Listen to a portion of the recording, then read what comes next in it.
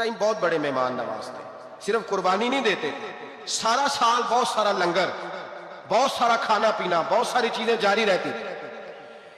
और जितने गरीब लोग थे फलस्तीन के, उनको पता था कि हजरत इब्राहिम अलैहिस्सलाम का लंगर जारी है। फलस्तीन में जब आपका कयाम था, एक दफा ढेरों मेहमान आ गए और खाने को कोई चीज नहीं। हजरत सारा और जनाब हाजरा दोनों उस वक्त मौजूद थी। वो कहने लगी इब्राहिम बहुत सारे मेहमान आ गए तो क्या करें। जनाब सारा कहने लगी किस तरह करके इनकी मेहमान नवाजी करनी। और हालात ये है कि कहर पड़ा हुआ है फलस्तीन में, मिस्र में, दूर दराज इलाकों में। तो हजरत इब्राहिम कहने लगे ये अल्लाह के मेहमान है और हमें रब करीम का बंदा समझ के आ गए, अल्लाह ही बंदोबस्त करेगा। फरमाने लगे मेरा मिस्र में एक दोस्त है, वो कैद के दिनों में गल्ला जमा कर लेता है, मैं उसकी तरफ पैगाम भेजता हूं, मुझे उम्मीद है वहां से गल्ला मिलेगा। 2 3 5 ऊंट वाले गुलाम बुलाए और उनको कहा कि जाओ गल्ला ले आओ मिस्र के दोस्त से। वो लोग कहते हैं गल्ला लेने गए, वहां जब पहुंचे तो हजरत इब्राहिम खलीलुल्लाह अलैहिस्सलाम का पैगाम दिया तो आपका वो दोस्त कहने लगा गल्ला तो बेशुमार था, मुझे खबर नहीं थी कि हजरत इब्राहिम का पैगाम आएगा, तो मैं तो सारा तकसीम कर चुका हूं, लोग ले गए, अब तो कोई शय नहीं। अब वो खाली आ गए पांचों के पांचों ऊंट। जब खाली आए तो हजरत इब्राहिम की हवेली की दीवारें छोटी छोटी थी। उन गुलामों में से, खादिमों में से, आपके उन चाहने वालों में से कहने लगा यार वो गरीब तो इंतजार कर रहे होंगे कि गल्ला लेने गए, हमें रोटी मिलेगी। छोटी छोटी दीवारें हैं, वो जब देखेंगे ना खाली आ गए तो उन्हें तकलीफ होगी। इस तरह करो बोरियों में रेत भर लेते हैं, रेत भर के ले जाते हैं, बाद में अंदर रख के उन्हें समझा बहला लेंगे या हजरत इब्राहिम को बताएंगे, वो खुद ही उन लोगों की दिलजोई फरमाएंगे। अब गल्ला की जगह रेत भर के ऊंटों पे रख के लाई गई, लाके बोरियां जब रख दी गई, हजरत इब्राहिम अलैहिस्सलाम दोपहर के वक्त आराम फरमा रहे थे। बीबी सारा उठी, कहती हैं जब मैंने देखा ना कि बोरियां पहुंच गई तो गई, गुलाम को साथ लिया और उसको जब खोला ना तो कहती इतनी हसीन गंदम मैंने पहले कभी देखी नहीं थी, इतना प्यारा दाना मैंने कभी मुलाहिजा ही नहीं किया।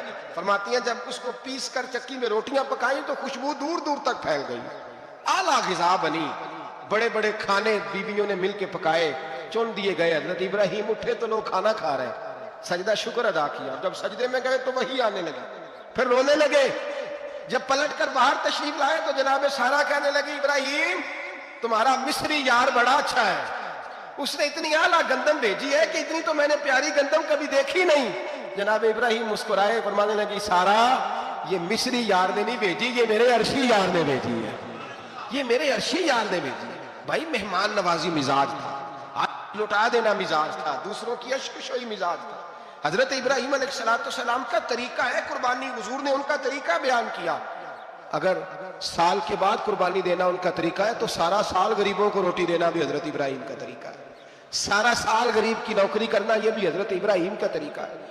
भूखे को खाना खिलाना यह भी मेरे मुस्तफा करीम सैयद आलम सल्लल्लाहु अलैहि वसल्लम से सहाबा ने पूछा हुजूर बेहतरीन मुसलमान कौन है, बेहतरीन मुसलमान? तो हुजूर ने फरमाया जो सलाम लेने में पहल करे और गरीब को रोटी खिलाने में सबसे अच्छा हो, वो बेहतरीन मुसलमान है, जबरदस्त मुसलमान। हमारे यहाँ दावतें होती हैं तो अमीरों की, इफ्तारियां तो अमीरों की, और मेरे मुस्तफ़ा करीम अलैहिस्सलाम ने फरमाया बदतरीन दावत है जिसमें अमीर बुलाया जाए गरीब ना बुलाया जाए, वो बदतरीन दावत हजरत इब्राहिम का तरीका रहा सारी जिंदगी मेहमान नवाजी। और दूसरा उनका मिजाज था, अल्लाह से प्यार हो गया था ना।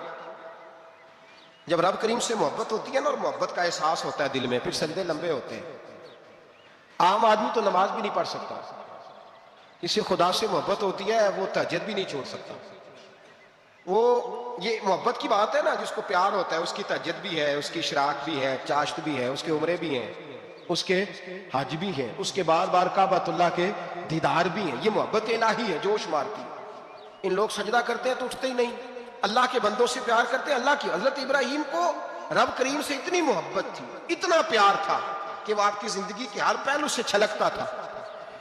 एक वक्त ऐसा आया कि अल्लाह ताला ने हजरत इब्राहिम को बहुत ज्यादा माल अता फरमाया, इतने ऊंट गिने नहीं जाते, गायें इतनी ज्यादा कि शुमार नहीं होती, बकरे बकरियां इतनी ज्यादा कि शुमार, बहुत ज्यादा माल अल्लाह ने अता फरमाया। और अभी कुछ अर्सा पहले आप पीछे जाए ना तो जो लफ्ज माल था वो रुपए पे तो बोला ही नहीं जाता, वो जानवरों पे बोला जाता। बहुत ज्यादा माल अल्लाह ने दिया, बकरियां, गायें, ऊंट, बैल, बड़ा कुछ। तो रब करीम ने फरिश्तों से फरमाया कि वत्तखज़ल्लाहु इब्राहीम खलीला, इब्राहिम मेरा दोस्त है। तो तो फरिश्ते कहने लगे या अल्लाह जिसे इतना कुछ दिया जाए उसने दोस्त तो बनना ही होता है, तो नवाजा ही बड़ा है, इतना माल, इतने खेत खलियान, इतना कुछ। अल्लाह करीम ने फरमाया जाओ आजमाइश कर लो, इम्तिहान ले लो। फरिश्ता इम्तिहान लेने पहुंच गया। हजरत इब्राहिम के जानवर चल रहे हैं चरागाह में, हजरत इब्राहिम भी हैं, गुलाम भी हैं, बहुत बड़ा रेवड़ है। आप तशरीफ फरमाए। एक फरिश्ता आया तो खेत में छुप के बैठ गया और बुलंद आवाज से कहने लगा सुबहान अल्लाह वल्हम्दुलिल्लाह वला इलाहा इल्लल्लाह वल्लाह। ये तस्बीह बड़ी पसंद है, महबूब ने इनकी फजीलत बयान की। अब वो हजरत सैयदना इब्राहिम अलैहिस्सलाम खड़े थे तो वो खेत में बैठ के तस्बीह पढ़ने लगा सुबहान अल्लाह वल्हम्दुलिल्लाह वला इलाहा इल्लल्लाह। हजरत इब्राहिम कहने लगे ये मेरे रब का नाम कौन ले रहा है, बड़ी इसकी मीठी आवाज है, बड़ी कौन है। ढूंढने लगे, घूमते घूमते उसके पास चले गए। फरिश्ता इंसानी शक्ल में, तू मेरे रब का जिक्र कर रहा था? उसने कहा मैं ही कर रहा था। फरमाने लगे यार एक दफा फिर नहीं करता? तो कहने लगा इब्राहिम पहले तो मैं अपनी मर्जी से कर रहा था, तू कहता है तो पैसे लगेंगे, पैसे हैं तो कर देता हूं। हजरत इब्राहिम कहने लगे बोल तू क्या लेगा, मेरे अल्लाह का जिक्र सुनाने का क्या लेगा? कहने लगा जितनी बकरियां आप चरा रहे हैं सारी दे दे तो मैं अल्लाह का जिक्र सुना देता हूं। आपने फरमाया बस जा तेरी सारी हुई, मेरे रब का जिक्र सुना। और फिर शुरू हो गया सुबहान अल्लाह अल्हम्दुलिल्लाह वला इलाहा इल्लल्लाह वल्लाहु अकबर। हजरत इब्राहिम अलैहिस्सलाम कैफ में, यार फिर जरा सुना, ना इल्मा विच फसा सानू, तू यार दी गल सुना सानू, जरा दोबारा सुना। मैं फिर सुनाया, एक दफा फिर कहा। फरिश्ता कहने लगा बस जी आपके पैसे पूरे हो गए। हजरत इब्राहिम कहने लगे चल एक दफा और सुनाओ। कहने लगा पैसे लगेंगे। तो क्या लेगा? कहने लगा गाय भैंसे सारी मेरी। फरमाया बस यार इतनी कीमत, तू सुना सही, सारा कुछ ही तेरा। फिर शुरू हो गया सुभान अल्लाह वल्हम्दुलिल्लाह वला इलाहा इल्लल्लाह वल्लाहु अकबर। गायें दे दी, भैंसे दे दी, वो जिक्र सुनाता है। हजरत इब्राहिम कभी मचलते हैं, कभी रोते हैं, कभी आहें भरते हैं, तू मेरे रब का नाम ले रहा है, जरा फिर से ले। कैफ जारी है। कहने लगा बस भाई। हजरत इब्राहिम फरमाने लगे तू और ले ले जो लेना है, मुझे जिक्र सुना। उसने कहा इब्राहिम बकरियां मैं ले चुका, गाय भैंसे मैं ले चुका, ऊंट रह गए, सारे ले लूंगा फिर जिक्र सुनाऊंगा। फरमाया जा तेरा हुआ, तू जिक्र सुनाता रहे, मैं देता हूं। दे दिया, कुछ देर जिक्र किया तो अब खामोश हो गया। हजरत इब्राहिम खलीलुल्लाह अलैहिस्सलाम फरमाने लगे जिक्र सुना। कहने लगा इब्राहिम अब तेरे पास देने को क्या है, हर चीज तो मैं ले चुका। आप फरमाने लगे ये गाय भैंसे बकरियां चराने के लिए तुझे कोई नौकर मुलाजिम भी तो चाहिए ना, तो इस तरह कर मुझे रख ले, मैं रोटी नहीं मांगूंगा, खाना नहीं मांगूंगा, तो अल्लाह का जिक्र सुनाता रहना, मैं तेरे जानवरों की नौकरी करता रहूं। हजरत इब्राहिम अलैहिस्सलाम ने जब ये कहा ना, फरिश्ते की आंखों में आंसू आ गए। तर दामनी पे शेख हमारी ना जाइए, हम दामन निचोड़ दें तो फरिश्ते वुजू करें। फरिश्ता रो पड़ा और कहने लगा इब्राहिम मुझे सीने से लगाओ, आप वाकई इस काबिल है कि अल्लाह आपको अपना दोस्त बनाए, वाकई इस काबिल है कि रब आपको अपना।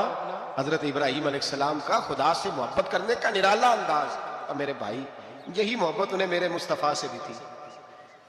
एक नबी घर बना रहा है, दूसरा बनवा रहा है। हजरत इस्माइल अलैहिस्सलाम पत्थर उठा उठा के ला रहे हैं, जनाब इब्राहिम बना रहे हैं। जब खाना काबा बन गया तो कहने लगे रब्बना वब अस्फीहिम रसूला, ऐ अल्लाह अब इसे बसाने के लिए अपना आखिरी रसूल भी अता फरमा।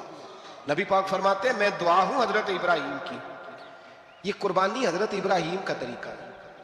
हुजूर ने अगरचे नबी पाक की अपनी सुन्नत थी, ये भी कह सकते थे सुन्नती व सुन्नती अबीकुम इब्राहिम, मेरी सुन्नत है और तुम्हारे बाप इब्राहिम की सुन्नत है। ये नहीं फरमाया। जब सहाबा ने कहा कुर्बानी क्या है, फरमाया सुन्नती अबीकुम इब्राहिम, ये तुम्हारे बाप इब्राहिम की सुन्नत है। हर साहिब निसाब पर कुर्बानी वाजिब है। जो ज़कात का निसाब रखता हो उस पर कुर्बानी वाजिब है, यानी ज़रूरियात से ज़्यादा इतने पैसे, जितने पैसों से ज़कात फ़र्ज होती है, उतने पैसे जिस आदमी के पास कुर्बानी से पहले पहले आ जाए उस आदमी पर कुर्बानी करना वाजिब है।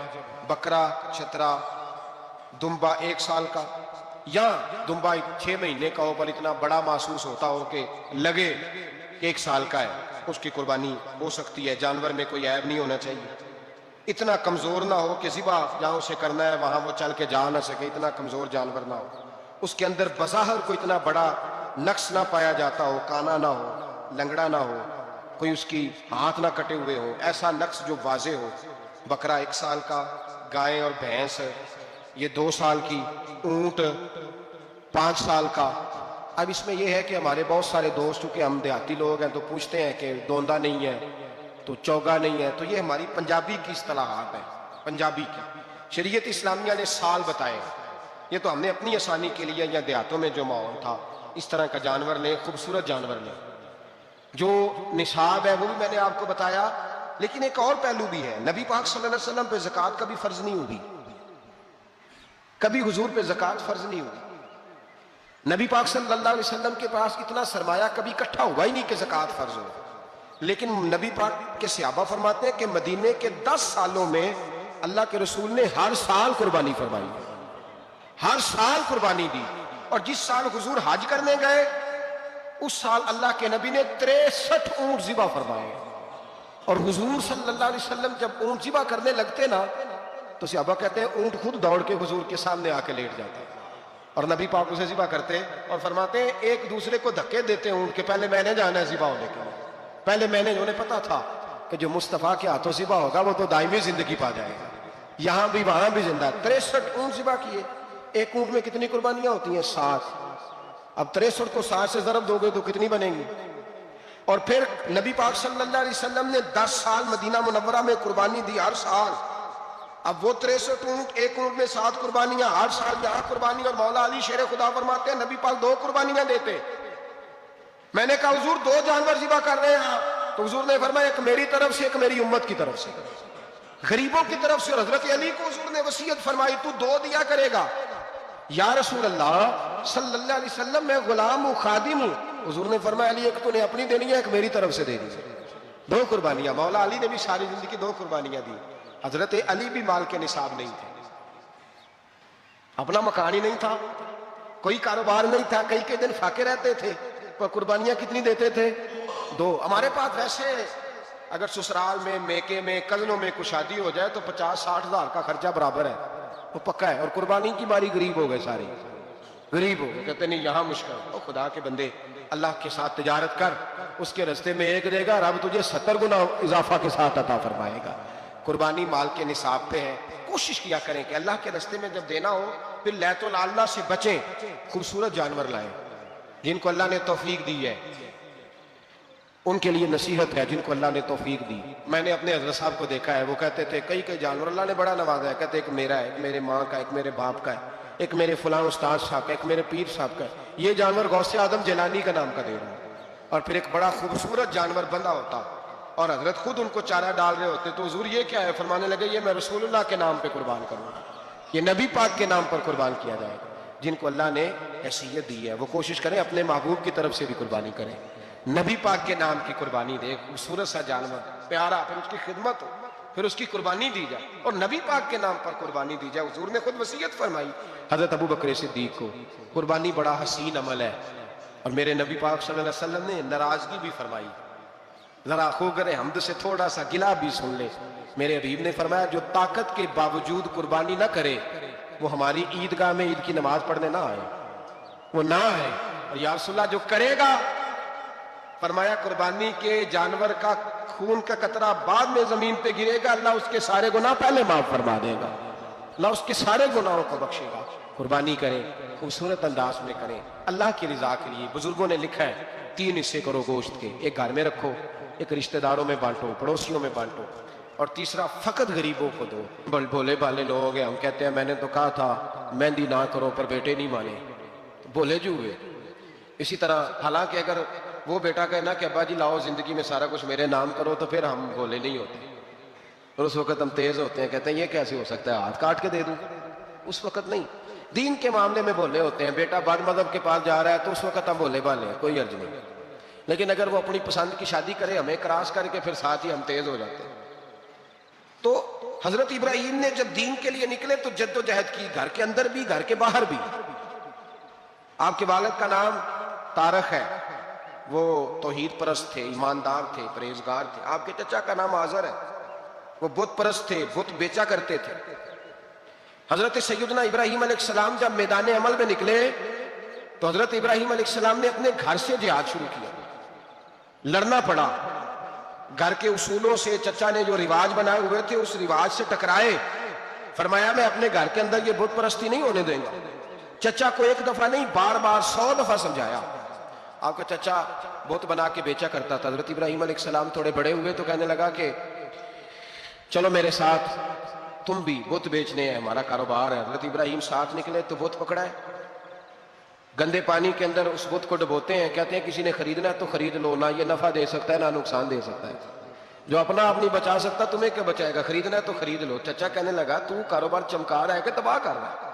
घर में बड़े मामलात खराब हुए, झगड़े हुए, लेकिन हजरत इब्राहिम अलैहिस्सलाम एक मिनट के लिए भी अपने घर के अंदर भी कंप्रोमाइज करने को तैयार है। ये थोड़ा मुश्किल मैंने पहलू छेड़ दिया है, ये थोड़ा मुश्किल पहलू छेड़ दिया है।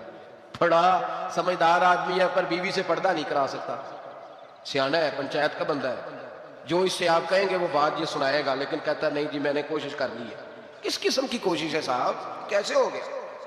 हजरत इब्राहिम अलैहिस्सलाम ने घर के अंदर से फरमाया नहीं करने दूंगा, घर के अंदर भी टकराए, फरमाया तुम जो भी हो पाश पाश किया चचा के उसूलों को, और बाहर जब निकले तो सिर्फ इलाके के चेयरमैन से नहीं टकराए, एमपी एमएनए वजीर मुशीर से नहीं टकराए, सुपर पावर नमरूद दुनिया का वाहिद हुक्मरान था उस वक्त, दूसरा कोई हुक्मरान ही नहीं था,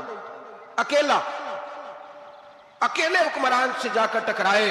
कोई साथ फौज नहीं थी, कोई साथ उनके ताकत बज़ाहिर दुनियादारी की कोई नहीं थी, पर हजरत इब्राहिम जाकर टकराए। और मेरे रसूल पाक सल्लल्लाहु अलैहि वसल्लम ने सनद बयान की, फरमाया अफदलुल जिहाद कलीमतुल हक इंद सुल्तानिल जाबिर, फरमाया सबसे अफजल जिहाद ये है कि तू जालिम बादशाह के सामने खड़े होकर हक बात बयान कर दे, ये सबसे बड़ा जिहाद है, ये सबसे अफदलुल जिहाद है कलीमतुल हक इंद सुल्तानिल जाबिर, सबसे बड़ा जिहाद। हजरत इब्राहिम खड़े हो गए, सुपर पावर से टकराए। यहां हम लोग हिकमतों का शिकार है, देखेंगे करेंगे सोचेंगे, और मौलवी साहब को वैसे कहते हैं आप परहेज करें सियासी बातों से। भाई अल्लाह के हर नबी ने जाके वक्त के जालिम हुक्मरान को लताड़ा है, ललकारा है, ये तो मिशन अंबिया है।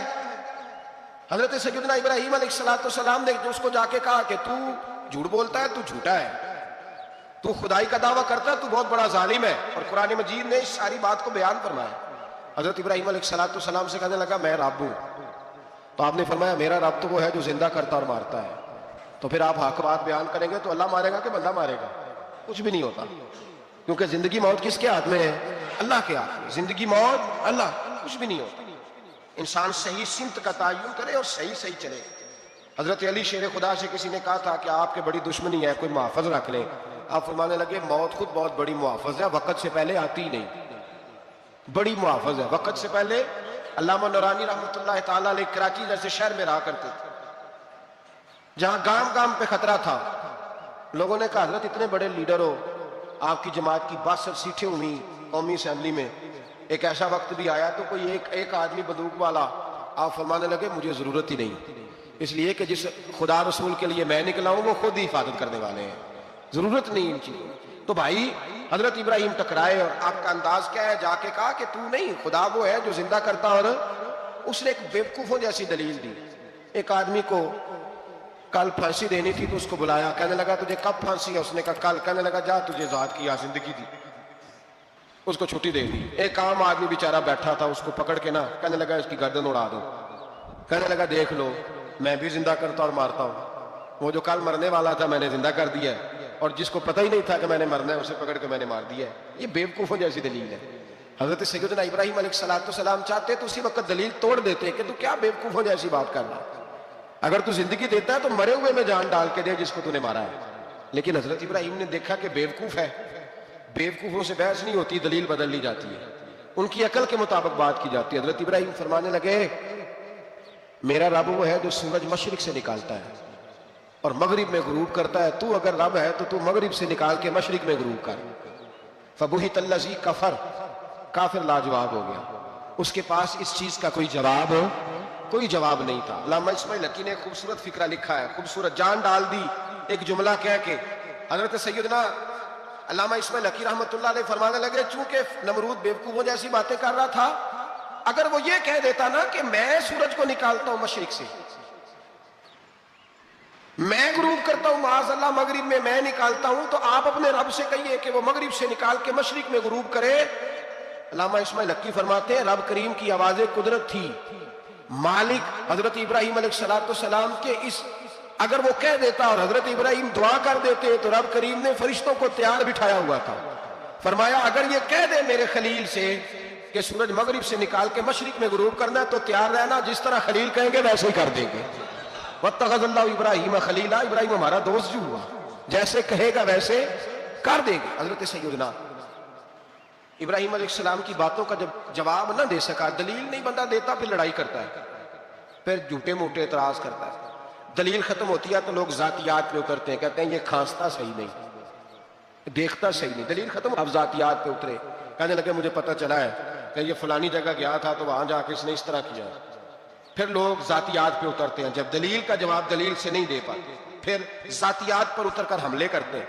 हजरत इब्राहिम के दलाइल का जवाब नमरूद ना दे सका तो कहने लगा कि इसको आग में डाल दो।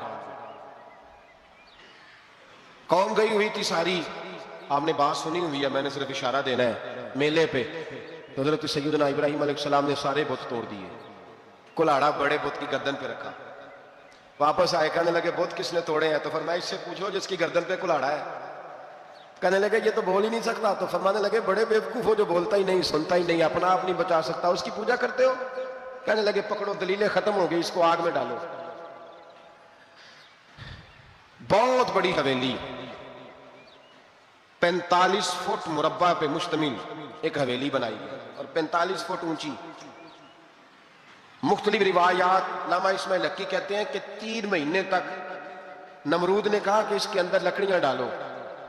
लोग पूछने लगे कितनी दुनिया जलानी है? कहने लगा बंदा तो एक जलाना है, पर बंदा बड़ा तगड़ा है, एक बंदा। 3 महीने लकड़ियां डाली गई।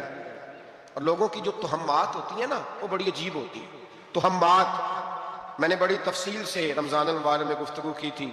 बदशगुनी, तुहम्मात लोग लेते हैं, उस वक्त भी लोग तुहम्मात का शिकार हो गए। अकीदा बिगड़ जाता है तो वो अजीबो गरीब बातें करने लगता है, तुहम्मात का शिकार हो गए। बीबियां नजर मानती, मैं बीमार हूं, अगर सही हो गई तो इतने मन लकड़ी दूंगी हजरत इब्राहिम की आग जलाने के लिए। एक औरत लेके जा रही है लकड़ियां, तो एक नेक दिल आदमी ने उससे पूछा कहां जा रही हो? कहने लगी मैंने मन्नत मानी थी तो हजरत इब्राहिम अलैहिस्सलाम को माज़ अल्लाह जलाने के लिए लकड़ियां लेके जा रही हूं। तो वो रब करीम के बंदे कहने लगे तू ढूंढती रहेगी, तुझे वो जगह मिलेगी नहीं। वो बीबी कई महीने घूमती रही, जगह ही नहीं मिली जहां लकड़ियां डालनी, मारी गई। तो हम्मात का शिकार हुए बहुत सारे लोग। तो हम्मात का भाई, तो हम्मात दीन के अंदर मना है। तो हम्मात दीन में कोई नजर मानना, कोई किसी बुजुर्ग के मजार पे जाके साले सवाब के लिए कोई चीज मानना, ये तो दुरुस्त हुआ। लेकिन गैर शरी नजरें मान लेना कि मैं आके गिर्द चक्कर लगाऊंगा, मैं जनाब वहां जाके ये वाला तमाशा करूंगा, मैं धागा बांधूंगा, मैं रस्सा काटूंगा, मैं वहां गंदे हौर से पानी पीऊंगा, इनकी शरीयत इजाजत, ये तो हम बात है, बदशगुनी है, दीन में इनकी कोई गुंजाइश है? आप नजर मानने से पहले भी किसी आलिम से राब्ता करें कि मैं मन्नत मांगने लगाऊं तो कैसे माननी चाहिए, उसका तरीका पूछे। ऐसे ही गलत चीज की मन्नत थोड़ी मान ली जाएगी। बहरहाल आमदाम से मतलब हजरत इब्राहिम के लिए आग जलाई गई, 45 फुट ऊंची आग है, परिंदा भी ऊपर से गुजरता है तो नीचे गिर जाता है जल के। इतने दिन लगा के आग जलाई गई। अब हजरत इब्राहिम को जलाया जाने लगा है। यहाँ तो मौजे है ना, जो किसी इदारे का सरबराह है उसके लिए मौज है, किसी जगह ऑफिसर बन गया तो मौज है, पीर साहब के लिए मौज है, अल्लामा साहब के लिए मौज है, खतीब साहब के लिए मौज है। जलना किसको पड़ता है? वाली कोई नहीं रहा इल्ला माशाअल्लाह। वो लोग गुजर गए जो तकलीफें सह के काम करते थे, गुजर गया जमाना। हजरत सैयदना इब्राहिम अलैहिस्सलाम को जलाया जाने लगा है तो अब इतनी बड़ी आग है तो डाले कैसे? शैतान ने तजवीज दी कि मंजनीक बनाओ, मंजनीक, बड़े बड़े बांस बांध के उनके नीचे रस्सा बांधो। वो जिस तरह झूलने के लिए झूला बनाया जाता है, इस तरह एक मंजनीक पुराने जमाने में उसमें पत्थर रख के फेंके जाते थे दुश्मनों पे, वो मंजनीक बनाई गई कि दूर से हजरत इब्राहिम को फेंकेंगे। हाथ हजरत इब्राहिम के बांध दिए, पाँव मुबारक बांध दिए, पूरी जमीन पे एक नाम लेने वाला खुदा का, और उसको आज रस्सियों में जकड़ा हुआ है। जब फेंका जाने लगा ना आग में, हूरे रोने लगे, फरिश्ते तड़पने लगे, ए अल्लाह ये क्या होने लगा? एक तेरा खलील और वो भी आग में। फरमाया जाओ जाके उससे कहो अगर तुम्हारी मदद लेता है तो उसे बचाओ। हवा का फरिश्ता आया, कहा इब्राहिम अगर तू कहे। ओ भाई, इन चीजों को कहानी समझ के ना सुना करें, ये दास्तान नहीं, ये वो तरीके हैं जो हमारे रसूल ने हमें अपनाने का हुक्म इरशाद फरमाया है। जो अकीदे, ये वो नजरियात है जो हमें ओढ़ने को कहा गया, अपने रब करीम की रिजा पे राजी रहने के ये वो खूबसूरत मौके हैं सूफिया ने जिनको बनाकर समझाकर हम तक पहुंचाया है। ये है अहले तरीकत की बातें। वो कहते हैं यार जिस हाल में रखे राजी रहना है। हजरत इब्राहिम अलैहिस्सलाम को फेंका जा रहा है, फरिश्ता आया, ऐ अल्लाह के खलील, अगर हुक्म दो तो इतनी हवा चलाऊं कि नमरूदी जल जाए सारे, आग उन पे फेंक दी जाए। आपने फरमाया तू जा, तुझसे मुझे कोई काम नहीं। थोड़ी देर के बाद पानी का फरिश्ता आया, कहा हुजूर इतनी बारिश बरसाऊंगा कि आग बुझ जाएगी। फरमाया तू जा, तुझसे कोई काम नहीं। अब जब मंजनीक में रख दिए गए, आग में जाने का लम्हा है, तैयारी है, हजरत जिब्रील अमीन हाजिर खिदमत हुए। कहा इब्राहिम कोई हाजत? फरमाया तुझसे कोई नहीं। कहा चलो मुझसे नहीं तो रब करीम से ही बात कर लो, मुझे पता है मैं छोटा हूं, आप मुझसे मदद क्यों लोगे, रब करीम से ही बात कर ले। तो हजरत इब्राहिम कहने लगे जिब्रील ये बता, रब को नहीं पता उसका खलील किस हाल में है? उसे नहीं पता मैं किस हाल में हूं, मेरे हाथ बंधे हैं, पैर बंधे हैं आग में, उसे नहीं पता। बताया तो उसे जाता है जिससे खबर ना हो। तो अगर उसे पता है, तो अगर वो जलाने पे राजी है तो मैं भी जलने को तैयार हूं, मैं तैयार हूं, मैं तैयार हूं। उसे कहो ठीक है। हजरत सैयदना इब्राहिम अलैहिस्सलाम को मंजनीक में डाल के जो फेंका आग में, या नारुकूनी बरदम व सलामन अला इब्राहिम, अल्लाह ने फरमाया ऐ आग मेरे इब्राहिम पे ठंडी भी हो जा और सलामती वाली भी हो जा। हजरत इब्राहिम को दो फरिश्तों ने बिठा दिया जमीन पे, फूल खिले हैं, कौंपलें महक रही हैं, कलियां खुशबू दे रही हैं। हजरत इब्राहिम ने सर सजदे में रख दिया, सुबहान अल्लाह वल्हम्दुलिल्लाह वला इलाहा इल्लल्लाह वल्लाहु अकबर। हजरत इब्राहिम अल्लाह की तस्बीह पढ़ने लगे, रब करीम का शुक्र बजा लाने लगे। निकले वहां से, कुछ दिन गुजर गए, निकले, हुक्म हो गया इब्राहिम इलाका छोड़ दो। हजरत इब्राहिम अलैहिस्सलाम वहां से निकल के मिस्र आए, चचा के पास ठहरे। उन्होंने अपनी बेटी जनाबे सारा का निकाह कर दिया। कुछ आगे बढ़े तो एक जालिम बादशाह से टकराए। उसने एक शहजादी, एक बादशाह की बेटी कैद की हुई थी, जनाबे हाजरा नाम था, उनको कैद से छुड़ा के साथ लाए। हजरत लूत अलैहिस्सलाम भी साथ। ये 4 लोगों का काफिला चला, फलस्तीन में जाके पड़ाव डाला, घर बार छोड़ा, तबलीग शुरू हुई। हजरत इब्राहिम के घर में 2 खवातीन है, एक आपकी बीवी है, एक हजरत हाजरा है। औलाद कोई नहीं, बड़ा मेवा है मीठा। घर वही आबाद होता है जिसमें बच्चे रोते हैं, घर होता ही वो है जिसमें बच्चों की चंचनाहट होती है, भिन बनाहट होती है। हजरत इब्राहिम ने एक बच्चा रोते हुए देखा तो आंखों में आंसू आए, कहने लगे रब्बी हबली मिनस सालिहीन, या अल्लाह मुझे भी नेक औलाद अता कर। हजरत सारा ने सुन लिया, कहने लगी इब्राहिम शायद मेरे बतन से तो आपको नसीब नहीं, हाजरा से निकाह कर लो। नाबे हाजरा से निकाह हुआ। अल्लाह तो बड़ा बेनियाज है, रब करीम ने हजरत इस्माइल जैसा खूबसूरत बेटा अता फरमाया। बेटा काला श्याम भी हो तो सीने की ठंडक होता है, पर ये तो वो बेटा है जिसकी पेशानी में नूरे मुहम्मदी चमकता है सल्लल्लाहु अलैहि वसल्लम। हजरत सैयदना इस्माइल इतने खूबसूरत। अब जिस बीवी के यहाँ बेटा था, बैठना उठना भी ज्यादा उसके पास, आना जाना भी उसके पास, तवज्जो उधर हो गई। जनाबे सारा रश्क करने लगी। एक दिन कहने लगी इसे छोड़ आ जंगल में, बाद दिए गए जीजर मक्के के पास। भाई एक बेटा आलमे दीन बना लो। कहने लगा रोटी कहां से खाएगा, तेरे 5 बेटे हैं, को हाफिज़ कुरान बना कर तो रोटी कहां से खाएगा। वो बच्चा भी कहता है मैं कहां से खाऊंगा। हजरत इब्राहिम अलैहिस्सलाम तो चंद महीने का बच्चा छोड़ आए, तो कहां से रोटी खाई हजरत इस्माइल ने, कहां से खाई उनकी अम्मा ने रोटी। भूखे मर जाते हैं ये सारे। मैं बड़ी जिम्मेदारी से कहा करता हूं कि जितनी खूबसूरत रोटी अल्लाह करीम दीन के खादिमों को अता करता है शायद किसी और के नसीब होती है, लेकिन हम लोग तवज्जो ही नहीं कर रहे, हमारा ज़ौक़ ही नहीं बन रहा। हम ये मेहनत ही नहीं कर रहे कि कौम को मुस्तनद उलमा की जरूरत है, इलाकों के इलाके खाली है, इधर हमारा मिजाज ही नहीं बन रहा, तवज्जो ही नहीं दीन की खातर। और फिर चले बच्चे तो बात की बात है ना, जो अभी खुद जवान है वो भी तो ये दुआ। एक साहब मुझे कहने लगे मैं दुआ मांग रहा हूं अल्लाह मुझे बेटा दे तो मैं उसे दीन पे लगाऊंगा। तो मैंने कहा आप भी बूढ़े नहीं हुए, आप खुद ही लग जाए, बेटा तो अभी आएगा तो लगेगा ना। तो आप तो इस वक्त है तो आप तो पहले लगे ना साहब, 2 घंटे तो निकाल के आए, दीन सीखने को काफी है। आप इतनी लंबी सोच रहे हैं कि बच्चा आएगा तो बड़ा होगा तो वो जाएगा तो देखी जाएगी, अभी तो आप हैं तो आप तो आओ। हजरत इब्राहिम ने बच्चा वहां छोड़ा। यहां से जो उम्रा करने लोग जाते हैं ना, जो हज करने जाते हैं, उनको पता है कि वहां दुनिया की हर नेमत मिलती है, फिर भी डबल ट्रिपल पैसे लोग जेबों में डाल के जाते हैं। हजरत इब्राहिम जब वहां लेके गए तो कोई इंसान नहीं था, पानी का कतरा नहीं था, 2 किलो खजूर, एक मशकीजा, बीवी को थमाया। हमारे घर में हजारों चीजें पड़ी हैं, लेकिन वो जो तवक्कुल है ना वो खत्म हो गया। अल्लाह देगा, हलाल हलाल पे कनात करे, जायज जायज पे भरोसा करे, रब करीम अता करने वाला है, वो मिजाज खत्म हो गया। हजरत सैयदना इब्राहिम अलैहिस्सलाम 2 किलो खजूरें, एक मिशकीजा पानी का दे करके और वहां बिठाया आपने अपने बच्चे को और अपनी ज़ौजा जनाबे हाजरा को, और बिठा करके वापस पलटने लगे तो हजरत हाजरा सलामुल्लाह अलैहा ने आवाज दी, कहा इब्राहिम किसके सहारे पे छोड़ के जा रहे हैं? जहां आबे जमजम का कुआं है ना, जो लोग गए हैं, इन्होंने सफा मरवा की सही की है, सफा मरवा से बाहर निकले ना, सरकार की विलादत का मकाम है, उस जगह पे आबे जमजम का कुआं था, वहां हजरत सैयदना हाजरा को बिठाया, कोई चीज नहीं, कोई दरख्त नहीं, कोई खेत नहीं, कोई पानी नहीं, कोई कुआं नहीं, वहां बिठाया और बिठा करके निकलने लगे तो जनाब हाजरा फरमाने लगे इब्राहिम किसके सहारे पे छोड़ के जा रहे हो? कहने लगे अल्लाह के सहारे पे।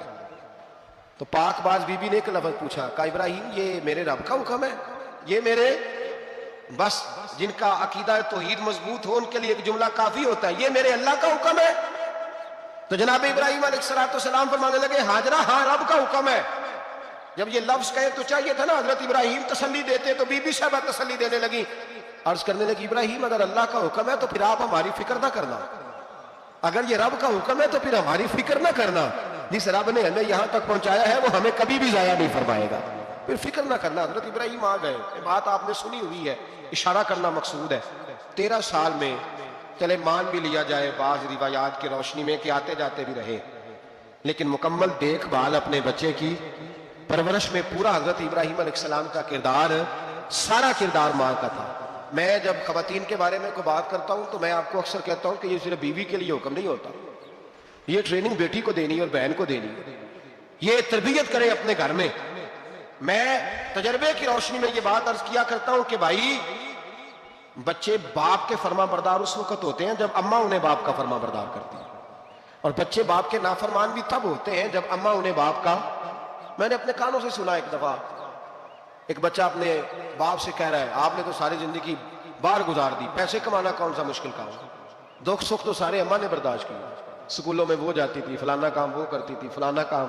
अब ये सोच उसकी जाती तो नहीं, ये उसको दी गई है। और अगर उसको ये सोच दे दी जाए कि अम्मा कहे कि मैं तो अपनों में रही सारी जिंदगी, मैंने तो अपनों में वक्त गुजारा, और तेरा बाप तो कई दफा जनाजे भी नहीं पढ़ सका, उसने तो माँ बाप ऐसे दफन कर दिए, वो अगर ये सोच फराहम करे तो फिर बच्चा बाप का फर्मा बरदार होता है। और ये वाली रिवायतें हम बीवी को सुनाते हैं, हालांकि किसको सुनानी चाहिए बोलिए? बहन और बेटी को, बहन और बेटी को सुनाएं ये बातें, उनको समझाएं, ताकि आगे जाके वो जो घर तरतीब दे वो घर बड़ा उम्दा और निखरा हुआ हो। हजरत सैयदना इब्राहिम 13 साल के बाद आए, चूंकि घर में अल्लाह तबारक व तआला की दोस्ती का चर्चा था, अल्लाह तबारक व तआला की महबूबियत का गलबा था। 13 साल के बाद फलम्मा बालगा माँ या बेटा जब इतना बड़ा हुआ कि साथ चलने लगा, तो हजरत इब्राहिम ने अपने बेटे को बुला के कहा बेटा मुझे ख्वाब आई है, मैं तुझे ज़िबा कर रहा हूँ, तेरी क्या रजा है? तो हजरत इस्माइल कहने लगे या अबती फ़अल मा तुअमर, अब्बा जी अल्लाह जैसे हुक्म देता है मेरे साथ वैसे ही करे, जैसे अल्लाह हुक्म देता है वैसे ही बोलिए वैसे ही करे। हजरत हाजरा को कहा कि एक दोस्त ने दावत की है तो वहां जा रहे हैं, बीबी मुतमईन है, तफसीलात की जरूरत नहीं, खत्म बात, एतबार है, मुतमईन हो गई। शैतान पीछे से आया अम्मा के पास, जरा थोड़ी देर के लिए तसव्वुर जमाइए, यहां तो पड़ोसन आके को बात बता देती है खावंद के बारे में तो कई महीने झगड़ा जारी रहता है, पड़ोसन मल्लेदार। शैतान ने आके बताया लफ्ज क्या है? कहा हजरा तुम्हें पता है कहां जा रहे हैं? कहा दोस्त की दावत में। तो कहने लगे दोस्त कौन है? रब करीम। और इब्राहिम का ख्याल है कि उस रब ने मुझे हुक्म दिया है कि मैं ज़िबा करूं। तो हजरत हाजरा कहने लगी कभी बाप भी बेटे ज़िबा करते हैं? शैतान कहने लगा उनका ख्याल है कि उनके रब ने हुक्म दिया है। जनाब हाजरा फरमाने लगी अगर रब ने हुक्म दिया तो फिर तू मुझे शैतान लगता है, तू मुझे शैतान लगता है। क्या मतलब? फरमाने लगी अगर रब करीम का हुक्म है तो मेरे पास एक इस्माइल है, अगर 1000 भी होते मैं सारे अल्लाह के रस्ते में पेश कर दे देती। मालिक का ही तो है सारा कुछ, उसी का है, इसमें लैतुल अल्लाह की क्या गुंजाइश? हजरत सैयदना इब्राहिम अलैहिस्सलाम ने बेटे के हलक पे छुरी रख भी दी और छुरी चला भी दी, रख भी दी, और वो तो अल्लाह करीम ने फरमाया या इब्राहिम कद सदक़्ता रुया, इब्राहिम तूने ख्वाब सच्चा कर दिखाया, वो क़यामत तक तेरा नाम रहेगा। हजरत इब्राहिम ने वतन भी दिया, जान भी दी, बेटा भी, अल्लाह करीम ने दुम्बे दिए, फरमाया ये फिरिया है। अब ये कुर्बानी क़यामत तक हजरत इब्राहिम के तरीके के मुताबिक जारी है। हजरत इब्राहिम बहुत बड़े मेहमान नवाज थे, बहुत बड़े। आप जब मिस्र में क़याम था तो बड़े बड़े लंबे चौड़े लंगर पकते थे, लोग आया जाया करते थे, बड़ा तफसील के साथ खाना होता था। मेहमान नवाजी आपकी खास सिफ्त मुबारक है। हमारे यहाँ भी मेहमान नवाजी होती है अमीरों की, बल्कि अब तो मेहमान नवाजी इस तरह की है कि कल तेरी मेरे पास दावत है, परसों मेरी तेरे पास है। वही अमीरों में वो चक्कर रहता है, पार्टियां दोस्त एक दूसरे को डालते हैं, तेरी तरफ पार्टी तेरी तरफ। और इसी अंदाज में अब ये ईद आएगी ना, टिक्का पार्टियां होंगी जगह जगह। और लोग सवाल पूछने लगे अभी से, कहते हैं कुर्बानी का कितना गोश्त घर रखना जायज है, कुर्बानी का कितना गोश्त घर रखना जायज है? सारा ही जी। हाँ, इसलिए फ्रीजर ले ले, फ्रिज से नहीं काम चलेगा, सारा ही जायज रखना, सारा ही जायज है, रख ले। और खुदा के बंदे, कुर्बानी वो बंदा देता है जो सारा साल ही गोश्त खाता है। सही कह रहा हूं? कुर्बानी साहिब निसाब, साहिब इस्तिताअत बंदा देता है ना, तो वो सारा साल ही गोश्त, तो सारा घर में रखना भी जाएगा, लेकिन सारा दे देना भी। तो जो आ रही है उस पर क्यों तवज्जो करते हो, जो दूसरा जायजा उस पर क्यों नहीं अमल करते? सारा तकसीम कर दें, बात खत्म हुई। यकीन करें, मुहर्रम में जाके दोस्त टेलीफोन करके सवाल पूछते हैं, कहते हैं साहब सुना है कुर्बानी का गोश्त मुहर्रम में खाना जायज नहीं। मैं कह नहीं, रबीउल अव्वल च भी जायज है, रजब रमजान तक खाओ, कोई बंदा नहीं मना करता, इसलिए कि किसी को देना तो पसंद ही नहीं। जिसको बारे दो आलम की परवाह नहीं, उसके बाजू की कुव्वत पे लाखों सलाम। नबी पाक ने उंगली उठाई, इशारा किया तो चांद दो टुकड़े हो गए। लोग कहते हैं यूं लगा कि आधा कोहे सफा के इधर गया है, आधा उधर गया। तो हुजूर फरमाने लगे गवाह हो जा, मैंने चांद तोड़ दिया। तू भी गवाह हो जा, मैंने चांद तोड़ दिया। तू भी गवाह हो जा, चांद। जिसने नहीं ना मानना, कहने लगा ओहो, हम समझते थे जमीन पे जादू चलता है, माज़अल्लाह का तो आसमानों पे भी चलता है। और एक सियाना बीच में से ये भी कहने लगा कि आपने तो हमारी आंखों पे जादू कर दिया, चांद चांद को नहीं टूटा। ये तो बाहर के काफिले आएंगे ना, जो मक्के से बाहर गए हुए वापस आएंगे तो पूछेंगे उन्होंने भी देखा है कि नहीं। अगर उन्होंने गवाही दी तो फिर मानेंगे। बाहर से काफिले आए तो उन्होंने पूछा भी तुमने चांद को टूटते देखा है? तो कहने लगे कसम है हमें, हमने फलां दिन फलां तारीख फलां रात चांद टूटते देखा है, चांद टूटते देखा है, हमने देखा है। तो उन्होंने कह भी दिया तो कहने लगे लगता है तुम्हें भी जादू ही हो गया। जिस गवाही पे भी खड़े होते थे वो मानने को तैयार है। कभी कभी कुछ बातें बर मौका हो जाती हैं तो मजा बड़ा देती है। मैं बैतुल्लाह शरीफ से, हरम शरीफ से बाहर निकल रहा था तो एक बंदे ने मुझे खड़ा कर लिया, कहता जी आज अल्लाह का घर है, यहां खड़े होके बस 2 सवालों का जवाब दे दे मैं मान जाऊंगा। तो मैं हंस पड़ा। मैंने कहा हुजूर ने यहाँ चांद तोड़ के दिखाया था, पर नहीं मानने वाले वो भी नहीं माने थे। तो आज 2 दलीलों से साहब कौन मानता है? हुजूर ने चांद तोड़ के दिखाया पर ना मानने वाले ना माने। और कुछ ऐसे थे जिन्होंने दूर से सुना ही कि मुस्तफ़ा ने चांद तोड़ दिया, तो वो सारी जिंदगी मौजज़ा ही बयान करते रहे, हुजूर का ये मौजज़ा। और जिन्होंने दूर रह के सुना ना, दूर रह के, वो सारी जिंदगी शान ही बयान करते रहे, सारी जिंदगी तज़किरों में गुजार दी। मुस्तफ़ा जाने रहमत पे लाखों सलाम, शम्मे बज़्मे हिदायत पे लाखों सलाम। और फरमाया जिसको बारे दो आलम की परवाह नहीं। कहते हैं दोनों आलम का बोझ आला हज़रत फरमाते हैं हुजूर के हाथों पे रख दो तो नबी पाक को परवाह कोई नहीं। उनके बाजू की कुव्वत पे लाखों सलाम। जिसको बारे दो आलम की पर, तो ना मानने वाले सारा कुछ देख दाख के भी नहीं मानते, उनका मिजाज है। अल्लाह ताला समझने की तौफीक अता फरमाए। आयत नंबर 49 में हर चीज को अंदाजे से बनाने का जिक्र है कि अल्लाह ने बड़े सोहने तरीके से, बड़े प्यार से हर शय बड़ी खूबसूरत बनाई। आप कभी अपने आप पे गौर कर लेना, ये नाक अगर यहां होता तो अच्छा लगता था, ये वैसे थोड़ा सा खराब हो जाए ना, किसी को खुदा ना करे फूल जाए तब नहीं अच्छा लगता। तो ये कान अगर यहाँ की बजाय थोड़ा यहाँ हो तो अच्छा लगता है। तो फिर मान लो रब करीम ने जो बनाया बड़ा ही सोना बनाया, उसने जो शय पैदा किया बड़ी।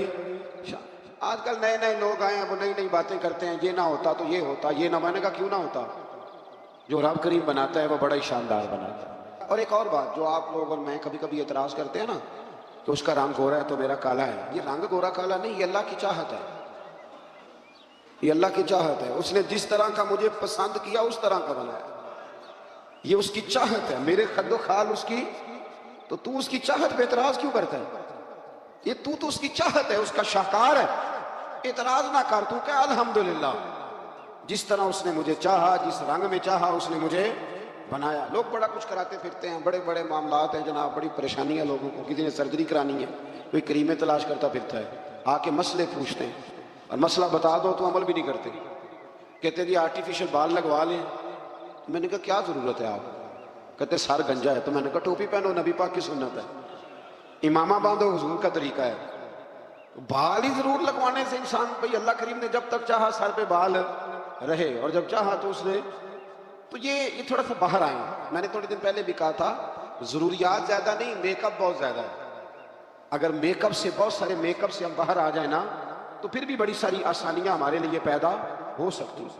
इससे आगे जनाब शुरू होती है सूरह कमर के बाद सूरह रहमान। सुभान अल्लाह। सूरह फबिय्यि आलाइ रब्बिकुमा तुकज़्ज़िबान। अच्छा, कभी कभी ना इंसान बैठता है ना कुछ चीज़ों को देखने के लिए, तो उनका देखना ही बड़ा मज़ा देता है। मुख्तलिफ सूरतों के ना मुख्तलिफ फ़ज़ाइल नबी पाक ने बयान फरमाए। हज़रत अली उल मुर्तज़ा शेर खुदा रदी अल्लाह ताला अन्हु फरमाते हैं कि नबी पाक अलैहिस्सलाम ने फरमाया, हर चीज़ की एक दुल्हन होती है। दुल्हन बीवी के मानों में नहीं, दुल्हन सजी हुई चीज़ को कहते हैं। अरब के अंदर दुल्हन है सजी। फरमाया हर चीज़ की एक दुल्हन होती है। तो फरमाया कुरान की दुल्हन सूरह रहमान है, ये सजी हुई सूरत है ये ना। और अल्लाह बार बार कहता है, बार बार फबिय्यि आलाइ रब्बिकुमा तुकज़्ज़िबान। और इंसान तो अपने रब की कौन कौन सी नेमत को जुटलाए। पलट के देख तो सही, तू अपने आप को देख ले, अपनी आंखें ही देख ले, अपना घर ही देख ले। तू गौर तो करना जरा। ये ना बहुत सारे लोगों को बड़ी दुश्वारी होती है, वो हर वक्त हाथ में रुमाल पकड़े रहते हैं, कहते हैं जी मेरे मुंह से ना कई दफा कतरा निकल जाता है, थूक का तो किसी के मुंह पे पड़ जाता है। मैं एक तहकीक देख रहा था कि जो लबलबा है ना आपकी जुबान के नीचे, अगर जुबान खुश्क हो जाए तो किसी खाने का मजा ही ना आए। डॉक्टर कहते हैं कि इतनी कीमती चीज है ये जो आपकी जुबान तार रहती है, कि ये सारे जायके जो हैं ये आपको देती है। अगर कभी जुबान पक जाए ना, तो अच्छी तरह पकी हुई चीजें भी मजा कोई नहीं देती, बल्कि जलती रहती है हर शय। अल्लाह ने जो बनाया है ना, जहां बनाया है कमाल ही बना दिया। और फरमाता है फबिय्यि आलाइ रब्बिकुमा तुकज़्ज़िबान। अपने रब की कौन कौन सी, तू कहां जाएगा। और शुरू कहां से किया? फरमाया अर रहमान अल्लमल कुरान। फरमाया रहमान ने अपने हबीब को कुरान सिखाया। हजरत अली फरमाया करते थे कि मैं अगर कुरान की तफसीर लिखूं तो कई ऊंट किताबों के भर जाए, फिर भी तफसीर खत्म। हम पुरानी बात नहीं करते। ये गुजरात में मुफ्ती अहमद यार खान साहब नईमी हकीमुल उम्मत रहमतुल्लाह, कुरान मजीद के एक पारे की तफसीर लिखी तो पूरी एक जिल्द बन गई। अभी पिंडी के वो आलिम हयात हैं जो कहते हैं कि एक पारे की एक जिल्द नहीं, एक पारे की तो 3-4 जिल्दें बन जाती हैं। आला हजरत फाजिल बरेलवी से किसी ने कहा तफसीर लिखे, फरमाने लगे मैं लिखूंगा तो पढ़ेगा कौन। फरमाया मैं तो सूरह बद्दुहा की तफसीर लिखूं तो कई जिल्दें बन जाए। इतना वसी। और बताइए ये वो लोग हैं जिन्होंने उस्तादों से कुरान सीखा है। तो जिस रसूल ने अल्लाह से सीखा है, जिस नबी ने अल्लाह से सीखा है, उसके आप क्या साफ बात करते हैं इल्म की, और आप तराजू लेके बैठे हैं। आप कैसी बात करते हैं। मेरे महबूब को रब कहता है मैंने कुरान सिखाया। खलकल इंसान, फरमाया पहले कुरान सिखाया है, फिर मैंने इस इंसान कामिल को दुनिया में पैदा फरमाया है। अल्लमहुल बयान, और फिर मैंने उसे बयान सिखाया। ये बयान कौन सिखाता है? ये कुरान मजीद कह रहा है। बयान कौन सिखाता है? कुछ दोस्त ऐसे होते कहते फलाना आदमी मुकर्रर है जी। तो क्या मुकर्रर आदमी जो होता है वो बिल्कुल फजूल आदमी होता है? अल्लाह कहता है कि ये जो बयान है ना, ये भी मैं ही सिखाता हूँ। हर एक हिस्से में हर नेमत आती, ये भी अल्लाह ही सिखाता है। और नबी करीम अलैहिस्सलाम ने फरमाया बाज बयान जादू होते, वो जादू ही कर जाते हैं जी। कुछ लोग ऐसे होते हैं जिनका एक जुमला इंसान सुनता है तो सारी जिंदगी के लिए काफी हो जाता है। अल्लाह तासीर की दौलत अता करता है। फिर बड़ी सारी बातें रब करीम ने इरशाद फरमाई। फरमाया अल्लमहुल बयान अश-शम्स वल कमर बिहुस्बान। सूरज और चांद हिसाब के पाबंद है। वन नज्मु वश-शजरु यस्जुदान। आसमान के तारे और जमीन के दरख्त तो उसी के सामने सजदा किए हुए। वस्समाअ रफ़अहा व वदअल मीज़ान। आसमान उसी ने बुलंद किया है और मीज़ान अदल भी उसी ने कायम किया है। पहुँचे तैबा में हम और क्या चाहिए। पहुँचे तैबा में हम और क्या चाहिए। हो रहा है करम और क्या चाहिए। ढूंढते ढूंढते हमको मिल ही गए। ढूंढते ढूंढते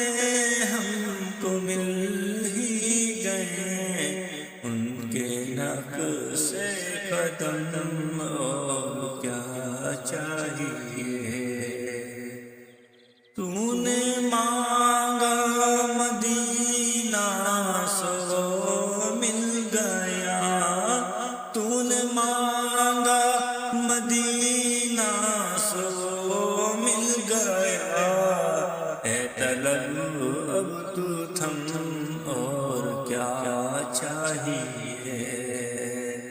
ए नजर तेरी मेहनत ठिकाने लगी, ए नजर तेरी मेहनत ठिकाने लगी। उठकर गुंबद पे जम और क्या चाहिए। उनकी चश्मे करम की तवज्जा हुई, उनकी चश्मे करम की तवज्जा हुई। मिट गए सारे गम और क्या चाहिए। नाम अहमद से दिल को करार गया, ए मेरी चश्मे नम और क्या चाहिए। उनके हम हो गए जब हमारा हुआ फजल साहे उमम और क्या चाहिए।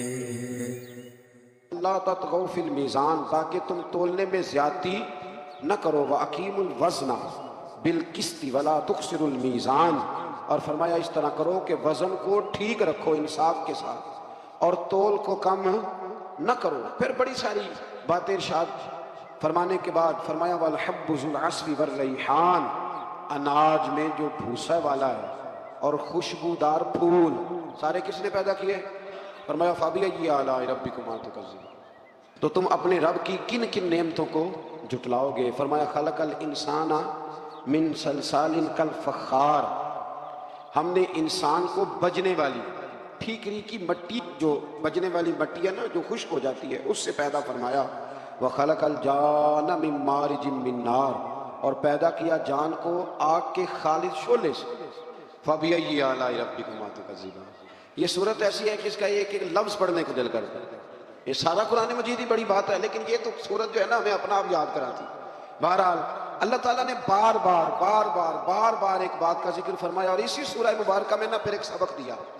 फरमाया डर जाओ, क्या मिलेगा या अल्लाह। फरमाया अगर तुम मेरे सामने खड़े होने से डरोगे ना तो 2 जन्नतें दूंगा। वाली मन खाफा मकाम रब्बिही जन्नतान, जो अल्लाह के सामने खड़े होने से डरेगा अल्लाह उसे 2 जन्नतें देगा। ऐसे आजकल डरते तो नहीं ना लोग, डर निकल गया, पर थोड़ा सा बरादरी से डरते हैं, बरादरी से थोड़ा सा, ज्यादा नहीं, थोड़ा सा रस्म और रिवाज से डरते हैं। कुछ थोड़ा सा, कुछ लोग हैं जो चलो थोड़ा बहुत बच्चों से डर जाते हैं, थोड़ा थोड़ा है ना, दुनियादारों से लोग डरते हैं। नहीं डरते तो अल्लाह से नहीं डरते, जिससे डरना चाहिए। फरमाया जो रब के सामने खड़े होने से डरेगा अल्लाह उसे 2 जन्नतें अता फरमाएगा। फिर इससे आगे सूरतुल वाक़िया शुरू होती है।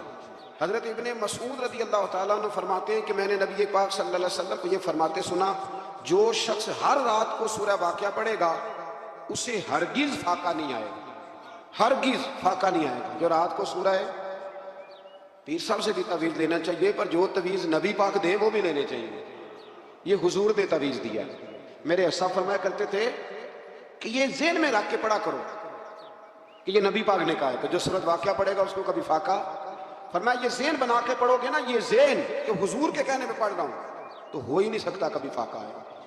हजरत अब्दुल्ला इब्ने मसूद रावी है ना इस हदीस के, तो हजरत अब्दुल्ला इब्ने मसूद का अपना ये हाल था कि जब वो बड़े बीमार हो गए, हजरत उस्मान गनी का दौरे खिलाफत था, तो इनकी बेटियां ज्यादा थी।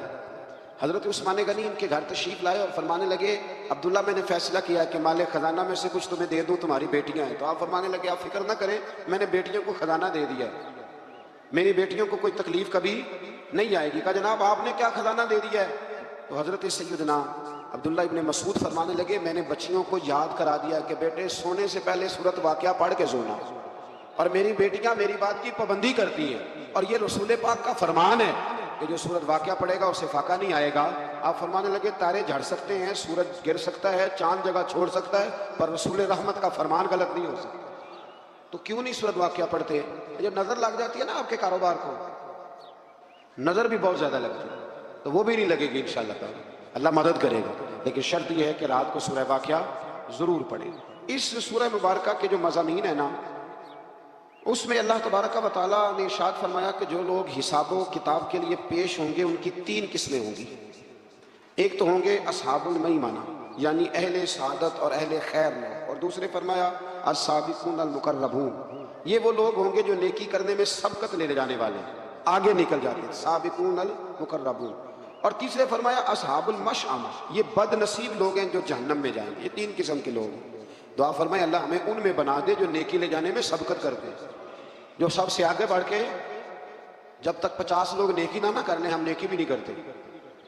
50 बंदे ना जब तक नेकी कर लें, पता ना चल जाए कि सारे लोग इधर जाते हैं, तब हम शुरू करते हैं। वैसे भी आजकल नेकी पे तो खर्च ही नहीं होता, आजकल तो जाती शोहरत पे, जाती ताल्लुकात पे खर्च होता है। इफ्तारियां तो सियासी, पार्टियां तो सियासी, और बड़ा बड़ा अजीब रंग है लोगों का। मैरिज हाल में अफ्तारी कराओ, और उस अफ्तारी में जो बेहतरीन काम होता है वो तस्वीर साजी होती है, पर चूंकि हमने बड़ी करा के अपनी बैठक में भी लगानी होती है। मैंने पहले भी एक दफ़ा आपको बताया था कि ये कमज़ोरी का एहसास है। कमज़ोरी का एहसास कभी अपने आप को पैदा ना होने दे। मुसलमान असर कबूल करता नहीं, मुसलमान असर देता है, दूसरों पे छोड़ता है, तो कमज़ोरी से बाहर आ। इसी सूरह वाक़िया की आयत नंबर 77 से कुरान अजीम का जिक्र है कि ये किताब लोहे महफूज में है, और इस किताब को सिर्फ पाक लोग ही छू सकते हैं। कुरान को हाथ कौन लगाएगा? पाक लोग। जब तक पाक नहीं होगा इसको हाथ, बाज़ जगह खवातीन की हालत नहीं होती कुरान मजीद को हाथ लगाने वाली, तो कहती है जी नहीं हमारे लिए दुरुस्त है। आपके लिए कैसे दुरुस्त है जी कि कोई नापाक इसको हाथ न लगाए? हाँ, बाज़ जगह पे जुबानी कुछ चीज़ें पढ़ने की इजाज़त होती है, लेकिन कुरान मजीद को मस, ये कुरान की नस है, जो नापाक होगा वो कुरान मजीद के करीब। बल्कि बड़ी मज़ेदार बात है, हज़रत उमर फारूक रज़ी अल्लाह ताला अन्हु कहते हैं कि मैं तो तलवार लेके माज़अल्लाह हुजूर को शहीद करने के लिए निकला था। तो मैं जा रहा था दारे अरकम की जानिब, तो किसी ने मुझे कहा उमर कहाँ जा रहे हो? मैंने कहा मैं आज शहीद करूंगा, माज़अल्लाह किस्सा खत्म करूंगा। तो कहने लगे घर जाना, तेरी बहन भी कलमा पढ़ने लगे, पहले उसे तो खत्म कर ले।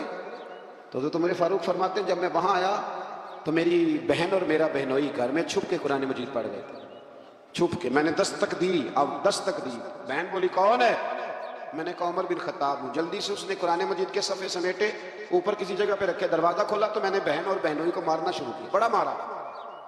तो कहते मैंने बहन को मारा तो खून निकला उसके सर से। तो कहने लगी उमर जितना तेरा दिल करता है तू मार, जिस बाप की सुल्ब से तू है मैं भी वहीं से हूँ, जिस माँ का तूने दूध पिया मैंने भी उसी का पिया है। अब मैं मुस्तफ़ा का कलमा पढ़ गई हूँ, अब किसी के माई के लाल में ये ताकत नहीं कि मुझसे कलमा छुड़ा सके। जनाब उमर फरमाते हैं, जो बात हमारे मजमून किया उसको समझिएगा। जनाब उमर फरमाते हैं, हजरत उमर कहते हैं कि मैं पूरे जलाल में, गुस्से में था। मैंने अपनी बहन से कहा चल दिखा फिर मुझे क्या पढ़ रही थी। तो कहते हैं उस हाल में भी मेरी बहन ने क्या कहा? कहने लगी तुझे नहीं दिखा सकती, तू मुशरक है, मुशरक नजस होते हैं, जा पहले वुजू करके आ, गुस्ल करके आ, ये अल्लाह की किताब है, इसे वही हाथ लगा सकता है जो पाक साफ होता है। उस हाल में भी जब मैं मार रहा हूँ, फरमाते मैं गुस्ल करके आया तो फिर बहन ने मुझे कुरान मजीद सुनाया, और फिर जब मैंने सुना तो मैंने कहा फिर मुझे ले जाओ वहां, घरों आया सा मार मुकामने ने, हुण मैनू मार दे लै चलो, मते उमर दी उमर बर्बाद हो गई। घरों आया सा मैं मार मुकामने नू, हुण मैनू मार दे लै चलो, मते उमर दी उमर बर्बाद होवे, जिथे उमर सवार दे लै चलो। जिथे बादशाह होते हैं ना, रदीफ काफिया उनका बड़ा शानदार होता है, तो इन्होंने भी उमर इसम के लिहाज से भी और उमर उसके माने के लिहाज से बड़ा अच्छा इस्तेमाल किया। मौका नहीं, वरना इस पर कोई बात करता। तो इसमें अल्लाह तबारक व तआला ने कहा कि नापाक आदमी कुरान मजीद को हाथ न लगाए। आयत नंबर 83 से रूह के निकलते वक्त मरने वाले और करीब लोगों की बेबसी का जिक्र करते हुए फरमाया तुम इस रूह को लौटाते क्यों नहीं अगर तुम सच्चे हो। यानी बताना ये चाह रहा है रब करीम का कुरान, अल्लाह का कुरान ये फरमाता है कि तुम चाहो भी तो इस रूह को लौटा सकते, ये तुम्हारी बेबसी है। तो अगर मरते वक्त रब के सामने बेबस होना है तो आज क्यों नहीं हो जाते? आज बेबस हो जाओ, कोई अल्लाह जैसे तू कहेगा वैसे हम करेंगे, लेकिन जब तक रूह होती है तब तक इंसान मानने को तैयार नहीं होता। अल्लाह ताला हमें मानने वालों में शामिल फरमाए। आगे सूरह हदीद शुरू होती है। कुरान मजीद कि इस सूरह मुबारक में ना अल्लाह तबारक व तआला ने सहाबा किराम के माबैन दर्जात में जो फजीलत है उसके मुख्तलिफ मदारज को बयान किया। ये बड़ी समझने वाली बात है। मुख्तलिफ मदारज, एक तबका सहाबा का वो है जो ऐलान नबुव्वत के फौरन बाद ईमान लाया, ये पहला दर्जा है। जो ऐलान नबुव्वत के फौरन बाद यानी हिजरत से, सुखों के दौर के जो यार होते हैं ना वो बहुत ज्यादा होते हैं, लेकिन जो तनाइयों का सजन होता है उसे कभी नहीं भूलना चाहिए। अल्लाह ने ये दर्जात बयान किए, फरमाया जो ऐलान नबुव्वत के फौरन बाद इन्होंने कलमा पढ़ा, एक तबका वो है। फिर एक संगे मील वो है कि मुसलमानों की तादाद 40 थी। फिर एक संगे मील हिजरत का है, हिजरत से पहले और बाद में ईमान लाने वाला। फिर एक संगे मील गज़वा बदर का है। गज़वा बदर वो है जिनकी अल्लाह ने सबकी फजीलत बयान फरमाई, फरमाया वो भी एक दर्जे वाली जमात है। अहले बदर के लिए अल्लाह ताला ने मगफिरत का ऐलान फरमाया। एक संगे मील सुलह हुदैबिया से अल्लाह ताला ने इस मौके पर मौजूद तमाम सहाबा को अपनी रजामंदी की सनद अता फरमाई, वो कल हम पढ़ के आए। और फिर एक संगे मील फतह मक्का का है जिसका इस सूरत में जिक्र किया गया है। फतह मक्का के बाद जिन्होंने कलमा पढ़ा वो आखिरी संगे मील है, आखिर में उनके मदारज बयान हुए। लेकिन रब करीम ने फरमाया ये सारे ही मेरे महबूब के गुलाम है और मैंने सबके साथ ही खैर का वादा फरमा लिया है। कुछ लोगों को बड़ी परेशानी है, जी फलाने ने फतेह मक्का के बाद कलमा पढ़ा है, ये बड़ा खास मसला है। हमारे ज़माने में बड़ा अजीब मामला है, जिनका कुफर साबित है लोग उनका इस्लाम साबित करने की कोशिश करते हैं, और जिनका इस्लाम साबित है उनका कुफर साबित करने की कोशिश करते हैं। बड़ी अजीबो गरीब मंतक है, फलसफा है लोगों का, और लोग उस चक्कर में पड़े हुए हैं। कहते हैं जी फलां सहाबी जो है वो फतेह मक्का के बाद मुसलमान हुए। तो मैंने कहा जब नबी पाक ने उनका मुसलमान होना कबूल कर लिया तो तुम्हें क्या एतराज है? भाई अल्लाह ताला ने दिलों का हाल तो अपने पास रखा, और अगर दिया तो अपने महबूब को खबर दी। तो एक शख्स कलमा पढ़ने आया रसूल करीम की बारगाह में, कलमा पढ़ने आया, हुजूर ने उसका कलमा पढ़ना कबूल किया। चाहिए था ना हुजूर कहते कि तू जा, तू तो ऊपर ऊपर से पढ़ रहा है, अब तलवार से बचने के लिए पढ़ रहा है, कहना चाहिए था ना। लेकिन हुजूर ने कहा, तो जब नबी पाक ने कबूल कर लिया तो आज लोगों को क्या एतराज है? आज लोगों को क्या एतराज है? बड़े बड़े अजीब मामला है। कहते हैं फलां सहाबी थे वो ठीक नहीं थे। तो मैंने कहा जब इमाम हसन उनसे सुलह कर रहे हैं, तू ज्यादा प्यारा है हजरत अली का कि इमाम हसन ज्यादा प्यारे थे? और सही बुखारी की हदीस है, नबी पाक ने इमाम हसन को अपने साथ मिंबर पे बिठा के फरमाया ये मेरा बेटा हसन सैयद है, जब मुसलमानों की दो जमातें लड़ेंगी तो ये सुलह करा देंगे। तो ये मुसलमानों की दो जमातों का लफ्ज कह के तो नबी पाक ने उन्हें मुसलमान कहा। तुझे क्या मसला है भाई? ये अलग बात है कि मौला अली की फजीलत को कोई पहुंच नहीं सकता। हजरत अली की फजीलत, शेर खुदा मौला कायनात हजरत अली अल मुर्तदा। एक गैर मुस्लिम ने ना हजरत अली के चंद अकवाल पढ़ लिए, चंद अकवाल, वो तहकीक कर रहा था जमीन व आसमान पे। तो किसी ने उसको कहा कि हजरत अली के कुछ कौल पढ़ो, पढ़ लिए। तो कहा तेरा तबसरा क्या? कहने लगा मेरा तबसरा ये है। गैर मुस्लिम था ना तो अपने लफ्जों में क्या गया, कहने लगा यहाँ तो ये वो शख्स है जिसने जमीन व आसमान बनाए, यहाँ कम अज कम वो है जिसके सामने बनाए गए, इतनी बात जरूरत। उन्होंने कहा नहीं, वो तो बनाने वाला रब है, और ये जिसकी अकवाल हम तुम्हें पढ़ा रहे हैं ये तो मौला अली शेर खुदा है। उनकी अजमत का कोई मुकाबला कर सकता, उनकी शान का कोई मुकाबला कर सकता? लेकिन ये है कि मैं कौन होता हूँ कि तराजू पकड़ लूँ मैं उठ के, मैं? और हम तो इतनी, आप यकीन करें, इतनी जुर्रत भी नहीं करते कि आइमा का इख्तलाफ बयान करें। मैं तो इमाम आजम और इमाम शाफी के इख्तलाफ में पढ़ने का भी कायल नहीं, इमाम मालिक और इमाम अहमद बिन हम्बल के इख्तलाफ में पढ़ने का भी कायल नहीं। तो मेहरबानी फरमाएं आप इन चीज़ों से निकलें। और बड़ी जल्दी लोग कानों में बातें करते हैं, ऐसे हो गया जी, वैसे हो गया। आप मेहरबानी फरमाएं, ये जुल्म है। फतेह मक्का के बाद भी जिसने कलमा पढ़ा, मेरे नबी ने उसका कलमा कबूल फरमाया। कुरान ने कहा कि उन सब के साथ अल्लाह ने हुस्ने सलूक का वादा फरमा लिया। लिहाजा कोई किसी सहाबी के बारे में कोई बात, सहाबी के बारे में कोई बात, इसलिए कि हम सहाबा को नबी पाक के सहाबी मानते हैं, नबी पाक के सहाबी। तो आप ये समझ लें कि उनको निस्बत मेरे रसूल पाक की हासिल। अल्लाह ताला सब की इज्जत और सब की कदर करने की तौफीक अता फरमाए, सुभान अल्लाह। आगे आयत नंबर 12 में फरमाया कि मैदान हशर में मोमिनीन और मोमिनात की अनोखी शान होगी। हशर के दिन मोमिनों की और मोमिनात की शान दूसरों से अलग होगी, इम्तियाजी होगी। क्या शान होगी? फरमाया और इनका नूर उनके सामने और उनके दाएं जानिब जू फिशा होगा, और इन्हें जन्नत की बिशारत दी जाएगी।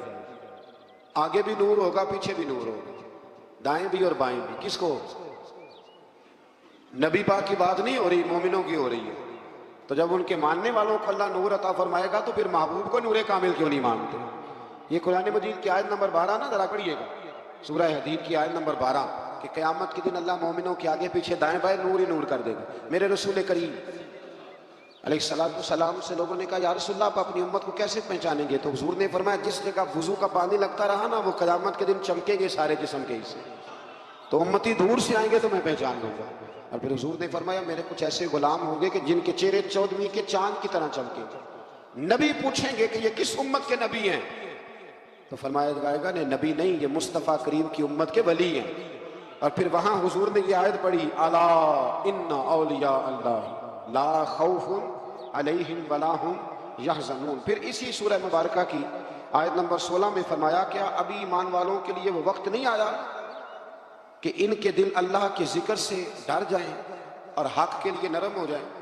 कब वो वक्त आएगा जब ईमान वालों का दिल अल्लाह के जिक्र से डर जाए, नरम हो जाए? कुरान मजीद ने कहा, कवैज़ा तुलियत अलैहिम आयातुहु ज़ादतहुम ईमाना। जब मोमिनों पर अल्लाह की आयतें पढ़ी जाती हैं तो उनका ईमान मजबूत हो जाता है। वक्त कब आएगा जब एक आयत सुन के आप यकीन करते हैं कि सहाबा कुरान सुन के कुछ ऐसे थे जिनकी रूह ही परवाज कर गई, कुरान मजीद सुन के रूह परवाज कर गई। आज वो वक्त कब आएगा जब अल्लाह का जिक्र हो? जब इमाम आज़म अबू हनीफा ना गुजर रहे थे तो एक नौजवान भी गुजर रहा था, तो इमाम साहब का पैर उस नौजवान के पैर पे आ गया, तो कहने लगा, आपने मरना नहीं, कब्र में नहीं जाना। उसने ये लफ्ज कहे तो इमाम साहब बेहोश होकर गिर पड़े। कई घंटे के बाद होश आई तो लोगों ने कहा, हुजूर ये क्या हुआ? फरमाने लगे, तुमने देखा नहीं, वो मुझे अल्लाह के सामने पेश होने की याद दिला रहा था। जब उसने कहा है कि आपने क़यामत में पेश नहीं होना, तो मेरी आंखों के सामने मंजर आ गया था। यहाँ कितनी आयतें पढ़ी जाती हैं, हदीसें पढ़ी जाती हैं, बुजुर्गों की बातें बताई जाती हैं, लेकिन बस ठीक है, लोग तवज्जो नहीं करते। अल्लाह फरमाते, कब वक्त आएगा जब तुम्हारे दिल डर जाएं? आयत नंबर 20 में दुनिया के मालो दौलत को, दुनिया की ज़ीबो ज़ीनत की नापायदारी को बयान किया और फरमाया, अपने रब की मग़फ़िरत की जानिब दौड़े चले आओ और उसकी जन्नत की तरफ पेश कदमी करो, जिसकी वुसअत आसमान और ज़मीन की मिसल है, और जो अल्लाह और उसके रसूल सल्लल्लाहु अलैहि वसल्लम पर ईमान लाने वालों के लिए तैयार की गई है, उसकी तरफ दौड़ के आओ। दुनिया की ज़ीबो ज़ीनत जो है ना, एक वक्त के लिए है। एक वक्त ऐसा भी इंसान पे आता है कि जब उसके पास सहूलियात होती हैं पर खाने की पोजीशन नहीं होती, पैसे होते हैं पर वो खा नहीं सकता, पहन नहीं सकता। तो ये दुनिया की जो ज़ेबो ज़ीनत है ना, ये बड़ी आर्जी सी है। हमारा मिजाज बन गया है कि हर वक्त अपने आप को, अपनी बरादरी को, अपने नाम को, अपने कबीले को, अपने आप को संवारने पे लगे रहते हैं। थोड़ा सा इससे निकलें, जन्नत संवारने की भी थोड़ी तैयारी करें। आप यकीन करें, इस तेज़ी के साथ लोग दुनिया से जाते हैं, इस तेज़ी के साथ कि 2, 4, 5 दिन तज़किरा होता हो, फलाने का जवां बेटा चला गया, पर उसके बाद तो दुनिया ख्वाबों ख्यालों में रह जाती है और अपने भी आहिस्ता आहिस्ता बदल जाते हैं। अल्लाह फरमाते हैं, ना इतना दौड़, इतना ना दौड़ दुनिया के पीछे। कुछ ज़िंदगी में औकात मखसूस कर दें, कुछ पैसा मखसूस कर दें, कुछ लम्हे मखसूस कर दें, जिसमें सिर्फ हुसूल जन्नत के लिए, अल्लाह की रज़ा के लिए, उसकी बारगाह की हाज़िरी के लिए हम शब रोज़ कोशिश करें